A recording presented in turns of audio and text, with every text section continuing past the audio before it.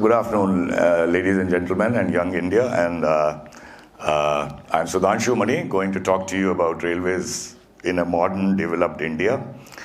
So I'm not going to be funnier than I already am. I'm not going to be nervous. I'm not going to lie. And sorry, Mr. Carnegie, I absolutely know I'll be able to speak exactly what I wish to speak.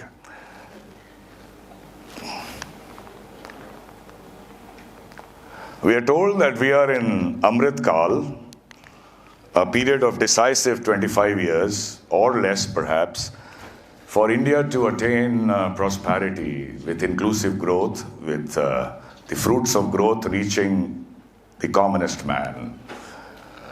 An ancient civilization rising from its shadows of the past, marching to its rightful place in the global platform.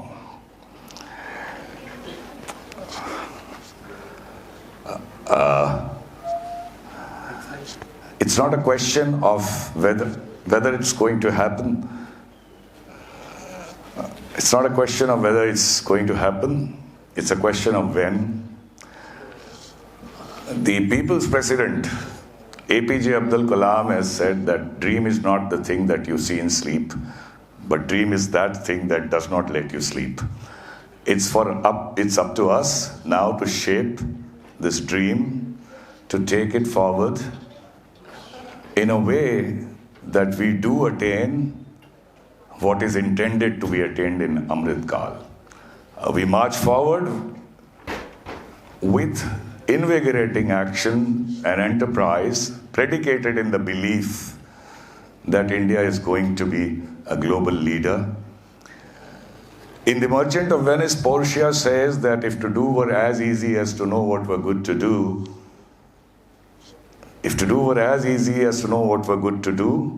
chapels had been churches and poor man's cottages, princess's palace. In the same vein, if to do were as easy to come and speak and lecture about something, that's not something I'm going to do. I'm talking about dreams with genuine possibilities, dreams which can be turned into reality, dreams which are real dreams, not nightmares or pipe dreams, and which have a demonstrable proof of the pudding. Indian Railways, if I sum up the story, control, subjugation, awakening, unification, stimulation of the need for freedom, independence, and growth. The memory of Gandhiji, British has brought it up to control and subjugate the country, but the memory of Gandhiji using Indian Railways to truncate the long distances of this vast country for people-to-people contact, interaction, and stimulating this spirit of freedom in Indians is one of the factors that took us to after decades of struggle, to our freedom. And after independence, it did become an engine of growth, the lifeline of the nation. So there is this romance, and so I stand here in front of you as a railwayman. Once a railwayman, always a railwayman. So I'm a railwayman for life. You would remember that scramble for that window seat as the marvel, the magic of Indian way of life. The microcosm of India passed you by through its people, towns, ships, villages, its waterfalls, the valleys, the deserts. डालती बेहिस चट्टानों पे हकारत की नजर, कोह पे हंसती फलक को आंख दिखलाती हुई, अलगरज चली जाती है बेखौफ व खतर, शायर आतिश नफस का खून खौलाती हुई. That's a description of Indian Railways at night. And in Tempest, when there were no railways, Antonio says that if travelers never did lie, but fools at home condemn them, that if you're not able to appreciate the wonders that you see from an Indian Railways window, then perhaps you are a prisoner of your own conflicts and contradictions. But is this romance relevant today in 21st century? Yes, absolutely. Because by a far margin, 4 to 5, 6, 7 times, railways are far greener and cleaner than road or air. So while the railway engine, so to say, came much before the IC engine of an automobile or the turbo engine of an airplane, but I'm sure it's going to outlast them.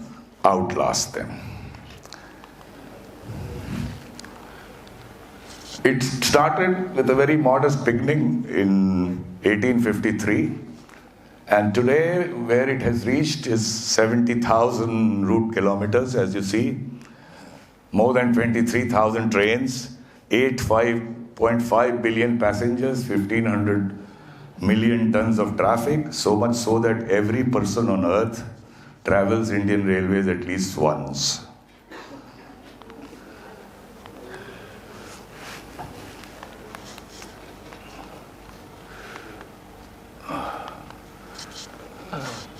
So coming to some brass tacks, because we're talking about Indian Railways of a developed India. So the good news about railways finances is that it's not as bad as we think, it's worse. The expenditure upon the earnings, gross expenditure upon gross earnings, which you would understand has to be much less than 100 for an organization to survive and invest from the surpluses, is hovering around 100, sometimes even going up during COVID and so on. So there is no money to invest. But you also see on the screen that investment in railways has gone up 5 to 6 times since this government took over. So what are we missing? Perhaps my uncle Ghalib has the answer. कर्ज की पीते थे मैं और ये समझते थे कि हाँ रंग लाएगी हमारी फाका मस्ती एक दिन. We drank with borrowed money, with the misplaced thought that my profligacy is going to bring prosperity. No, sir, it's not that. The government has a logic behind it, and the logic is simple, that Indian Railways finances are not going to be seen in isolation. Indian Railways is the key for growth of the country because it stimulates manufacturing, it stimulates services, that generates a lot of employment, it stimulates construction, that generates employment, and it brings in a lot of tax revenue to the country. Railways may not get it, so finances, seeing railways finances alone is not what we are going to do. We are going to invest. This investment in railways is going to drive growth of the country. Let's come to first passenger trains, of what we are going to see in future. So the image, the recall of an Indian Railways train has not changed. You will agree. The color has gone from red to blue. It's more AC coaches, but it's the same box type structure that we have on our rails.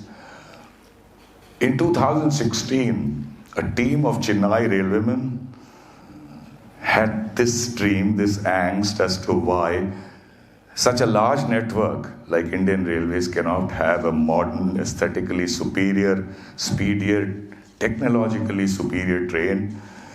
And I was the fortunate man to lead this team, and my thoughts absolutely aligned with them. They had this capability as well as this chutzpah to do something new out of the box. And as I said, I was the fortunate leader.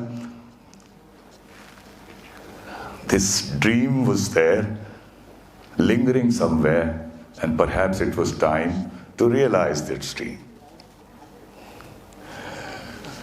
Starting in April 2017, this team put together, riding on the crutches of also the industry in the country, which has grown many-fold, more capable than our railwaymen like us. They started this project and called it Train 18 to remind everyone that the train must go out in the calendar year 2018. And fortune favors the brave. It got turned out in exactly 18 months. After that, there was a lull of 3 years, which we'll not talk about. But today, 12 such trains are on the line. And what you see on the screen is gradually becoming a common sight.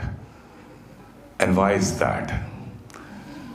Next year, we'll have 50 plus, next 100. And in perhaps 5 years, we're going to have 500 such trains. And how's that happening? All this is happening all because of one man. This man you see on the screen. Because more than us, the creators, he saw value in it as something built by Indians for India, a symbol of aspirational, resurgent India. So much so that every single train, it's not Chandrayaan or Mangalyaan, it's not a rocket or a missile, but every single train is personally launched by this gentleman. And the future, obviously, is transformational, because the very image of a railway station with trains is going to completely change. But is that enough? The visibility of the train is great, but the potential exploitation of the train is not happening. For that, we need to upgrade the track. We need to fence the track. We need to provide what is called Kavach, which is a very modern indigenous signaling system at 1/4 the cost of an equivalent system if imported from abroad. It doesn't get that visibility like the train. It has to also have a sleeper version, because how many such trains can you put in daytime? You have to replace Rajdhani. This post-haste work on developing a sleeper version has to be done. And then the future shell material for trains is going to be aluminum. In Europe is already shifting long time, and we must have aluminum trains. And the next step is going to be 200 kilometers per hour train, because our existing tracks can support 200 kilometers per hour. Of course, this is all predicated on this strong action to actually upgrade the track and not just go on building trains. What about high-speed train? So after decades of, so this is what we talked about, up to 200 is semi-high speed. After decades of procrastination and debate, jalebiyan banane ke baad, this government actually started this project between Mumbai and Ahmedabad. It got stuck in some political conundrum for some time due to Maharashtra government, but it's back on rails. And before the decade ends, we are going to have a true high-speed train. We have to expand the network in the next, in the Amrit Kal, as we said, to cover intercity distances and almost eliminate air travel between them. Air travel will survive for longer distances. And high-speed network with one caveat, that it should be made broad gauge so that large distance between cities covers, where 350 kilometers per hour, comes into the railway system, moves slower at maybe 100, 150 kilometers per hour, but you are able to reach the center of the city. And otherwise, as I said, thousands of 200 kilometers aluminum trains crisscrossing the country. That's the vision, which is very much possible.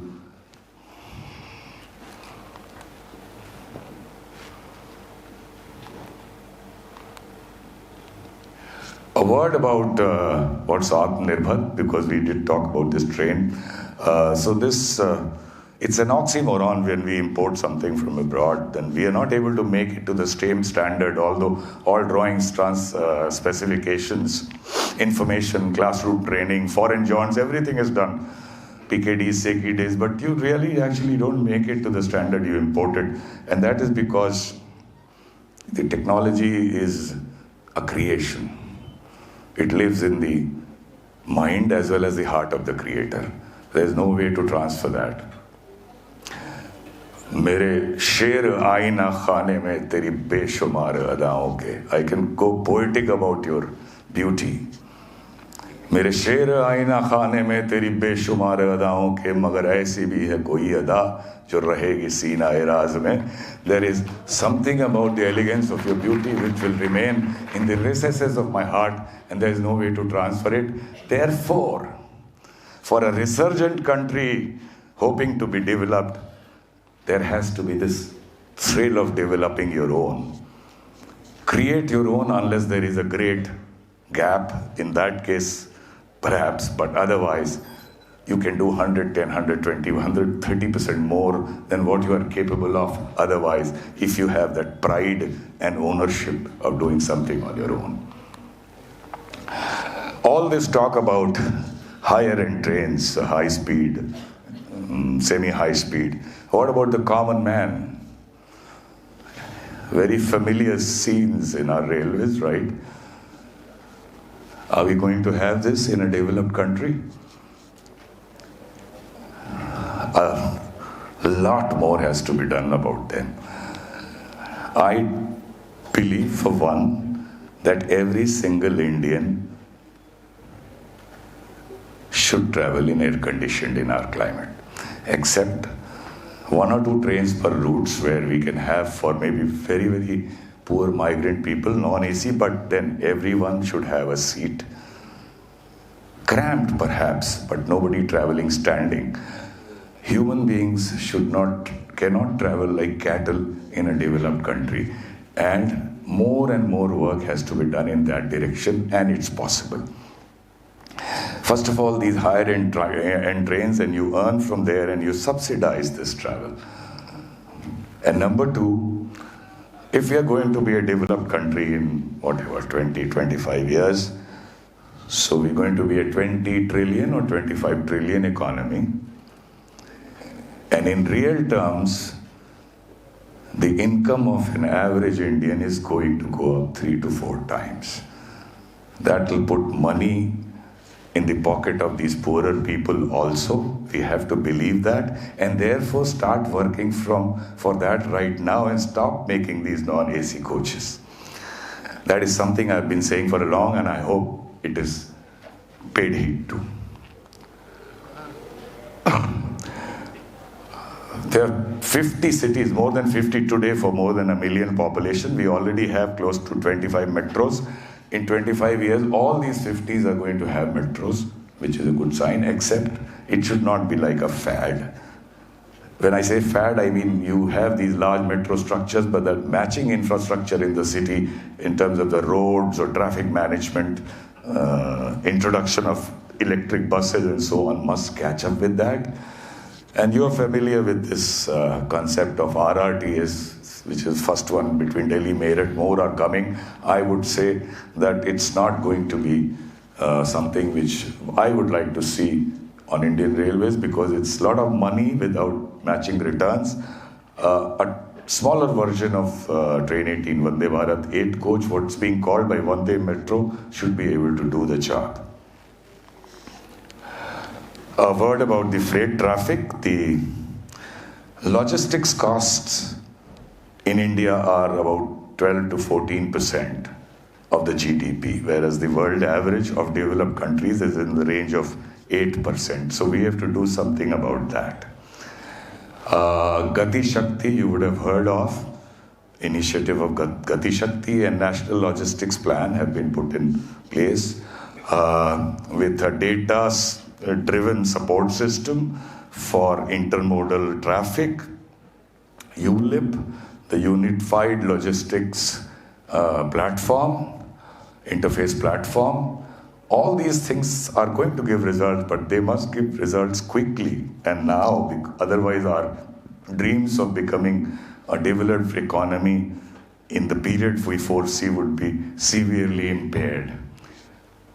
Some little bit about what railways have to do and reason why the costs are high, because the cheapest mode of transport, which is railways, has a share of only 28%, which used to be 80%. And that can go up only when we have this last mile and first mile pickup and last mile deliveries sorted out, and trains run to some kind of a timetable, which is not so for freight traffic again. And the transporters, private players, their pain has to be understood. They have to be allowed to own more and more rakes. New wagon designs have to come up with better carrying capacity, and railways must capture the balance other goods, that's perishable goods, white goods, fast moving goods, automobile market, bulk cement. These are the things we don't carry right now. We have to, because unless the freight traffic and share of railways picks up, logistics costs won't go down, and it will be very difficult to be able to become a developed country. You've heard of this freight corridor. No project should go on for 20 years. So perhaps these corridors are too unwieldy for us. वो हम लोग की एक ख्वाहिश थी कि हो जाए. हजारों ख्वाहिश ऐसी कि हर ख्वाहिश पे दम निकले, बहुत निकले मेरे अरमा फिर भी कम निकले. तो ये जो अरमा है वो अपना निकल नहीं पाया. It's time to give up this business of freight corridor. जो दो बन रहे हैं बनाइए. The bottleneck is near the terminals, the cities, not on the line per se. So build bypasses around the cities, shorter 30-35 kilometer lines as a replacement of dedicated freight corridors, and build a terminal on this bypass itself. So it will take care of these problems. So we should have 1,000 good-looking stations, functionally effective stations by now, but we have 3 in last 20 years.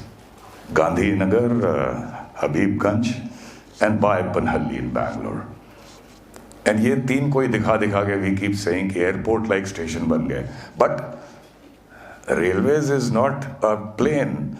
Airport or railway station में एक basic difference है. You have to spend 1.5 hours for taking a plane, and maybe if you have luggage, at 1 hour on getting down in an airport. In a railway station, if you're a good, efficient railways, all I need is 5 minutes to enter in and 5 minutes to get down and walk away. Why should it be like an airport? It should be a functionally effective railway station. You get down, your exit and entry is easy. You are given information on your device or through other means. You don't have to ask कि train किस platform पे आएगी. You have to be there, hopefully not to wait. If you have luggage, a better luggage handling, and clean and hygienic environment. That's all we need, and we need it in 1,000 stations, not 3, 4, 5. I hope the direction is taken towards that instead of this hype about airport-like stations. Before I end, something very important close to my heart is, are these scenes not very familiar, that you see a porter carrying 3 tiers of luggage with a couple of them on their arms with his neck bending, or hammals pushing a trolley, ugly overloaded trolley, and shouting to passengers to keep away, or these safai karmacharis working in abhorrent conditions. Can you see such things in a developed society? It's up to us to give them dignity, to treat them with empathy, and by doing that, we are dignifying ourselves, not them alone. Why I put these 3 examples? Because in a limited manner, in my domain where I worked, I was able to do something about it. In Bangalore, I totally was able to stop any head loading by providing trolleys to them, which belonged to them. They charged the same fare. We didn't attack their livelihood. We were able to put these battery trucks in Sikandrabad, eliminating these ho-ho type trolleys, and gave a lot of respectability to this work, because every work has to have respectability for them to work, so that they also have pride in what they do. This is something without which, this is a big vehicle for India to be a developed country. This is not nitty-gritty, but it is an absolute essential. So we talk about these hypes of maglev and hydrogen trains and hyperloop. Hydrogen trains does not make much sense unless we do a breakthrough in inventing here. not inventing, at least developing here and exporting, because our tracks are all going to be electrified. So hydrogen trains won't make much sense. But maglev or hyperloop or any other model means there is a need for us to try to get leadership at least in one area, engage a big player outside and do something like China has done in maglev. The only functioning maglev in the world is in China at Shanghai. We should also think of taking leadership in one of these areas. One last thing, our colonial masters taught us to work in an atmosphere of mistrust, because Indians were not to be trusted. So all these rules, procedures, all these watchdogs, it's all predicated on this simple thought that these guys are not to be trusted. And we still carry it after 70 years. All this mistrust has not reduced corruption. Corruption goes on, is increasing. It's time for government, if we really have to be developed, to give trust a chance. I can assure you corruption will come down and 100 things will get done. So whatever I say today, I can be hauled over coals, but I'm quite sure will be the discourse as India develops, because we have to know what we may be, not that what we are. And as Allama Iqbal said, सितारों के आगे जहां और भी हैं, इश्क के इम्तिहान और भी हैं. A lot has been done, a lot needs to be done, and I'm sure it shall be done. Thank you very much.